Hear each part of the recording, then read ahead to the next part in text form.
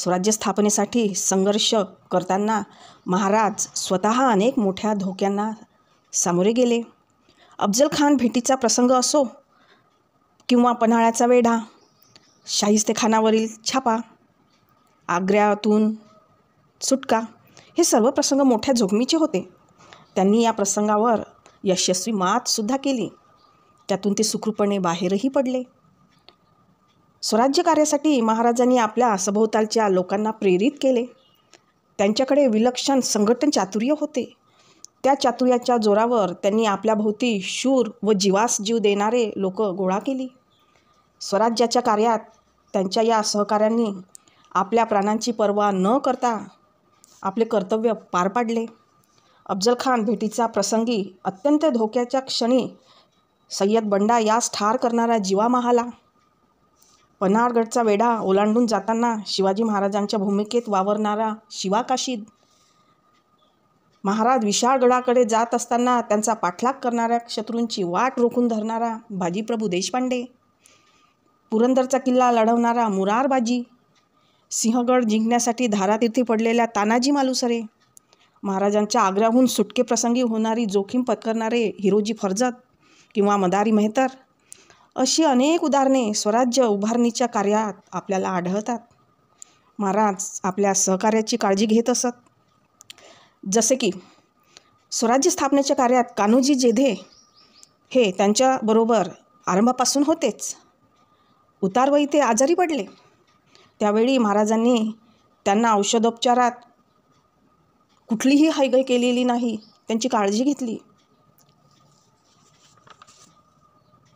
महाराज हे ज्या सत्तांबरोबर त्यांचा संघर्ष होता त्यांच्यापैकी आदिलशहा, मुघल आणि सिद्धी या सत्ता इस्लामी होत्या. मात्र त्यांच्याशी संघर्ष करताना महाराजांनी स्वराज्यातील मुसलमानांना आपले प्रजाजन मानले. अफजल खानाच्या भेटीच्या वेळी महाराजांच्या सैन्यात सिद्दी इब्राहिम हा विश्वासू सेवक होता. सिद्दी हिलाल हा महाराजांच्या सैन्यातील सरदार होता. स्वराज्याच्या आरमारात दौलत खान हा महत्त्वाचा अधिकारी होता. महाराजांचे धार्मिक धोरण सहिष्णू होतेच. शत्रूकडून एखादा प्रदेश जिंकून घेतला असता तेथील मुस्लिम धर्मस्थळांना आधीपासून प्राप्त असलेल्या सोयी सवलती ते तशाच चालू ठेवत.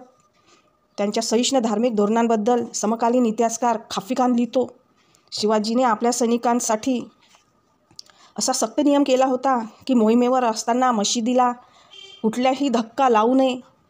कुराणची एखादी प्रत हाती पडल्यास तिला पूज्यभाव दाखवून ती मुसलमान व्यक्तीच्या स्वाधीन करावी.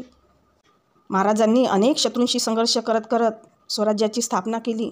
ही कृतीच त्यांचे युगप्रवर्तक सिद्ध करत आहे. परंतु या कृतीखेरीज त्यांच्या व्यक्तिमत्वामध्ये इतरही अनेक सद्गुण आढळून येतात. महाराज अत्यंत बुद्धिमानी होते. नैतिकतेचे संस्कार त्यांच्या मनावर खोलवर रुजलेले होते. त्यांच्या व्यक्तिमत्वात चारित्र्य, सामर्थ्य, शील आणि पराक्रम यांचा समन्वय झाला होता.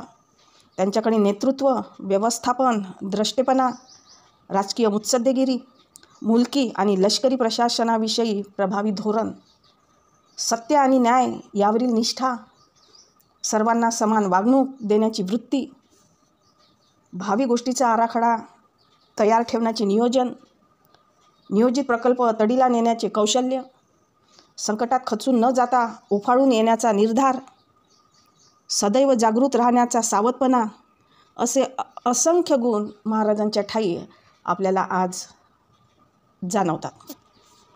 स्त्रियांच्या बाबतीत कुठलीही अनुचित वर्तन केले तर ते कठोर शिक्षेस पात्र असत. प्रजेतील शेतकरी, कारागीर, सैनिक, व्यापारी अशा सर्व घटकांची ते काळजी घेत असत. स्वधर्मातील व्यक्तीप्रमाणेच परधर्मातील व्यक्तीविषयी भेदभाव न करता आदर बाळगत परधर्मात गेलेल्या व्यक्तींना परत स्वधर्मात घेण्याला ज्या काळात विरोध होता त्या काळात त्यांनी अशा व्यक्तीस परत स्वधर्मात घेतले. प्रसंगी त्यांच्याशी स्वतःचे नाते जोडले. समुद्र पर्यटनास धार्मिक कारणावरून विरोध होता त्यावेळी हिंदू धर्मामध्ये सिंधुदुर्गासारखे जलदुर्ग बांधले आणि आरमाराची निर्मिती केली. समुद्रावरून होणाऱ्या बाह्य आक्रमणांची दखल घेऊन त्यावर उपाय त्यांनी तयार ठेवलेला होता. आपल्या राष्ट्रीय चळवळीमध्ये महाराज हे एक मोठे प्रेरणास्थानसुद्धा होते. महात्मा ज्योतिराव फुले यांनी समतेच्या संघर्षामध्ये पोवाड्यांद्वारे महाराजांची महती सांगितली होती. लोकमान्य टिळकांनी शिवजयंती उत्साहाच्या माध्यमातून राष्ट्रीय जागृती केली होती. शिवचरित्राची महती सांगणारे पुस्तक लाला लजपतराय यांनी लिहिलेले होते. तमिळ काव्याचे पितामह सुब्रमण्यम भारती यांनी सुद्धा एक काव्यरचना केली होती. विश्वकवी रवींद्रनाथ टागोर यांनी महाराजांवर एक दीर्घ कविता लिहिलेली होती. सर यदुनाथ सरकार यांनी शिवाजी अँड हिज टाइम्स या ग्रंथात छत्रपती शिवाजी महाराजांच्या कार्याचा गौरवसुद्धा केलेला आहे. पंडित जवाहरलाल नेहरू यांनी महाराजांबद्दल असे म्हटले आहे की महाराज हे केवळ महाराष्ट्राचेच नव्हते तर ते साऱ्या राष्ट्राचे होते. त्यांचे आपल्या देशावर फार प्रेम होते आणि मानवी सद्गुणाचे ते साक्षात प्रतीक होते. भारतातील सर्व भाषांमध्ये महाराजांची प्रेरणा आणि आदर्श सांगणारे साहित्य निर्माण झालेले आहे. शिवाजी महाराजांची ही स्वराज्य कार्याची आणि त्यांच्या सुराज्यात रूपांतर करण्याची प्रेरणा भावी पिढ्यांनाही एक आदर्श ठरवून जात आहे. शिवाजी महाराज एक थोर राष्ट्रपुरुष होऊन गेलेले आहे. हे मला वेगळं काही सांगण्याची गरज नाही. महाराजांनी महाराष्ट्रातच नव्हे तर संपूर्ण राष्ट्रच नव्हे तर संपूर्ण जग, संपूर्ण विश्वात त्यांनी आपला स्वतःचा आदर्श ते देऊन गेले आणि याचा मला सार्थ अभिमान आहे. जय भारत, जय महाराष्ट्र.